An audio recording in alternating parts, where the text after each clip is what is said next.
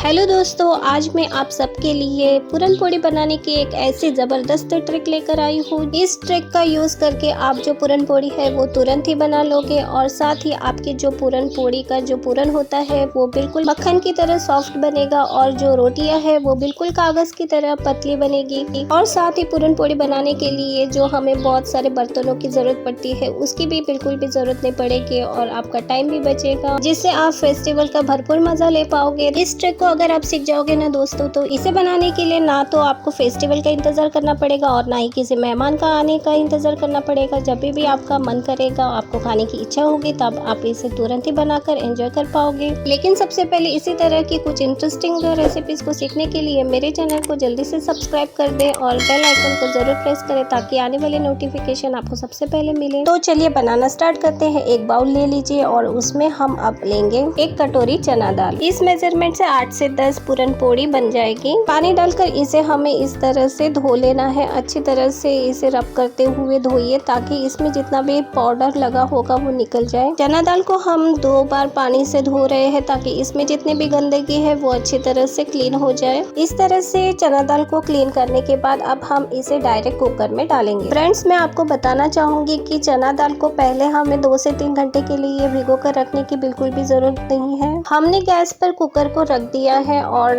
हमें इसमें अब ये धुली हुई चना दाल डाल देनी है। कुकर में चना दाल बहुत जल्दी पक जाती है और इसलिए इसे बर्तन में पकाकर अपना टाइम बिल्कुल भी वेस्ट मत कीजिए। अब हमें इसमें पानी डालना है। जिस कप से हमने मेजरमेंट के लिए दाल ली थी उसी कप से हमें 2 से 2.5 कप पानी इसमें डाल देना है। कुकर का ढक्कन बंद करके 8 से 10 सीटियां आने तक इसे अच्छे से पकने दें। गैस की फ्लेम को मीडियम हाई पर रखकर इसे पकाएं। जब तक हमारी दाल पकती है, हम इधर डोहा तैयार करने के लिए एक बाउल में 1 कप गेहूं का आटा ले लेंगे। पूरन पोड़ी बनाने के लिए आप मैदा का भी यूज कर सकते हैं। बहुत से लोग मैदे से बनी पूरन पोड़ी खाना पसंद करते हैं। स्वाद के लिए हम इसमें आधा चम्मच नमक डाल देंगे। नमक नहीं डालने से पूरन पोड़ी का स्वाद फीका फीका सा हमें लगेगा, इसलिए इसमें थोड़ा सा नमक डालना जरूरी है। थोड़ा थोड़ा सा पानी डालकर हम इसका एक डोह तैयार कर लेंगे। आटा गूंथते समय हमें ध्यान रखना होगा कि पानी एक साथ हमें बहुत सारा नहीं डालना है। गेहूं के आटे का जो डोह तैयार होगा वो बहुत कड़क डोह हमें तैयार नहीं करना है। थोड़ा सा हल्का सॉफ्ट डोह हमें तैयार करना है। आप देख सकते हैं मैं इसमें थोड़ा सा सॉफ्ट ही डोहा रख रही हूँ। अब इसमें हम ऊपर से 1 चम्मच घी डाल देंगे। घी जो हम इसमें डाल रहे हैं वो इसकी सॉफ्टनेस के लिए हम डालेंगे। ऊपर से घी डालने का दूसरा एक अच्छा फायदा ये भी होता है कि पपड़ी भी नहीं जमती है। इसे हम 15 मिनट के लिए इसी तरह ढक के रख देंगे। आटा हमारा सेट होने के लिए हम रख देंगे। तब तक हम चेक कर लेते हैं कि कुकर की सीटियां हमारी अब ऑलमोस्ट 8 से 10 कंप्लीट होने को आ गई है। गैस की फ्लेम को अब हम बंद कर देंगे और कुकर को ठंडा होने के लिए 10 मिनट तक वेट करें। चलिए कुकर को खोलकर देख लेते हैं। देखिए एकदम परफेक्ट जैसे हमें चना दाल पकी हुई चाहिए थी, बिल्कुल उसी तरह से चना दाल गली हुई पकी हुई हमको यहाँ नजर आ रही है। ऐसी ही चना दाल आपकी भी पकनी चाहिए। अब हम इसमें 1 कटोरी यानी 1 कप शुगर इसमें डाल देंगे। जो डायबिटिक पेशेंट है उनके लिए तो मैं स्पेशल यही कहना चाहूंगी कि अगर पूरन पोड़ी का स्वाद लेना चाहते हैं तो इसमें आप गुड़ डालकर पकाएं, शुगर का इस्तेमाल ना करें। शक्कर को अच्छे से मिक्स करने के बाद अब इसमें 2 से 3 टेबलस्पून कद्दूकस किया हुआ नारियल डालेंगे। यहाँ आप गीला या सूखा कोई भी नारियल यूज कर सकते हैं। साथ ही हम इसमें जायफल का पाउडर आधा चम्मच डाल देंगे। जायफल डालने से धीमी धीमी सी बहुत अच्छी पूरन पोड़ी में खुशबू आएगी। और थोड़ा सा यानी आधा चम्मच हम इसमें इलायची पाउडर भी डालेंगे। सभी चीजों को मिक्स करते हुए गैस की हाई फ्लेम में हम अब पकाएंगे। यहाँ शुरू होती है हमारी सेकेंड ट्रिक। ध्यान से सुनिए दोस्तों, ये जो दाल है इसे हमने अच्छी तरह गला के पकाया है और अब हमने इसमें शुगर भी डाल दी है। शुगर में बहुत ज्यादा चिकनाहट होती है। आप इसे मेरी तरह चम्मच से या फिर हैंड मैशर का यूज करके इसे आप इस तरह से हाई फ्लेम पे पकाइए।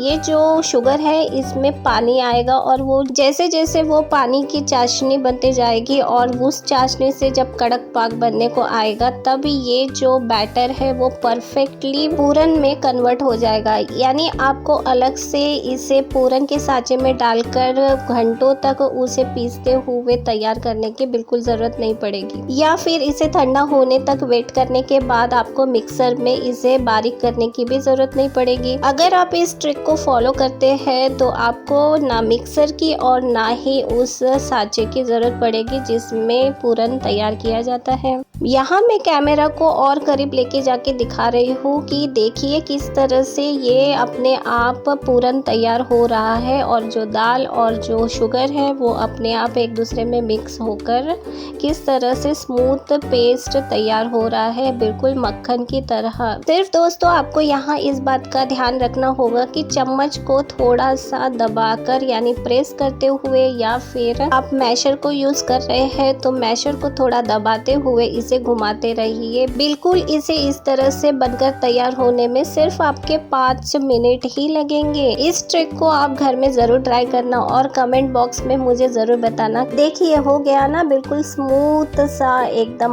मक्खन की तरह हमारा पूरन। चलिए अब डायरेक्ट रोटी में डालना है और उसकी रोटियां तैयार करनी है। चलिए अब पूरन पोड़ी बनाने के लिए तवा गरम करने के लिए रख देते हैं और साथ ही हमने यहाँ पर लिया है बेलन और जो आटा तैयार किया था उस आटे को भी हमने यहाँ पे रख लिया है।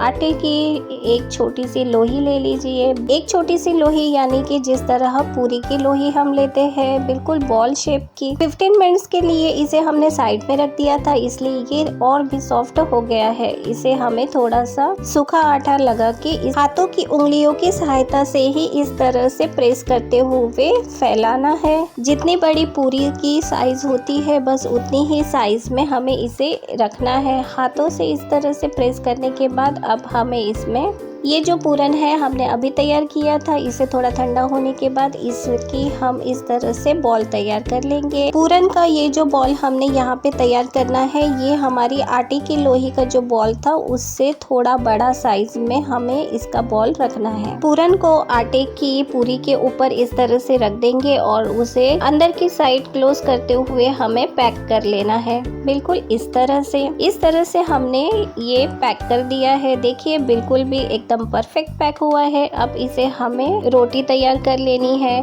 तो रोटी तैयार करने के लिए हमें इसे बेलना होगा। तो बेलन की सहायता से इसे हमें हल्के हाथ से प्रेस करते हुए जिस तरह से हम रोटी बनाते हैं बिल्कुल सेम उसी तरह से आप इसकी रोटी तैयार कर लीजिए। देखिए कितने स्मूथली हम बेलन की सहायता से इसे बेलते जा रहे हैं। बिल्कुल कोई भी डर नहीं है, ना कोई यहाँ पे गड्ढा हो रहा है, ना ही पूरन बाहर निकल रहा है। बिल्कुल परफेक्टली हमारी ये पूरन की पोड़ी बन रही है। इसकी थिकनेस में बिल्कुल एकदम पेपर जैसी पतली करना चाहती हूँ और इसके लिए मैं इसे अच्छी तरह से बेल भी रही हूँ। आप इसकी थिकनेस अपने हिसाब से रख सकते हैं। देखिए इस तरह से बेलने के बाद मैं आपको दिखा भी रही हूँ कि देखिए मैंने कितना इसे पतला बेला है, बिल्कुल पेपर की तरह पतला। पूरन पोड़ी को पकाने के लिए तवा भी गर्म हो गया है और यहाँ पे हम घी का यूज करेंगे। घी जो है ये हमने घर पे बनाया है। घर में तैयार किए हुए घी में बहुत अच्छी खुशबू होती है। आप मार्केट में जो घी मिलता है उसका भी यूज कर सकते हैं। अब हम इसके ऊपर पूरन पोड़ी को डाल देंगे। जैसे ही हम पूरन पोड़ी को डाल देंगे उसके ऊपर से हमें थोड़ा सा घी और लगा लेना है। चम्मच की सहायता से यहाँ हमने इस तरह से घी को लगा लिया है। अब हम पूरन पोड़ी को दोनों साइड से अच्छी तरह से पकाएंगे। है ना मजेदार ट्रिक्स? तो फिर आप ज़रूर इसे फॉलो करना और कमेंट्स बॉक्स में मुझे ज़रूर बताना कि आपका एक्सपीरियंस इस पूरन पोड़ी के साथ कैसा रहा। फ्रेंड्स अगर आप चाहते हो कि आपके लिए मैं इसी तरह की अच्छी और ट्रिक्स रिलेटेड रेसिपी लेकर आऊँ तो आप कमेंट्स बॉक्स में मुझे लिखकर ज़रूर बताना। दोनों तरफ से पूरन पोड़ी देखिए कितनी मस्त सुंदर सी पक गई है। अगर आप महाराष्ट्र में जाते हैं तो ये स्पेशल डिश आपको हर घर में खाने के लिए ज़रूर मिलेगी, क्योंकि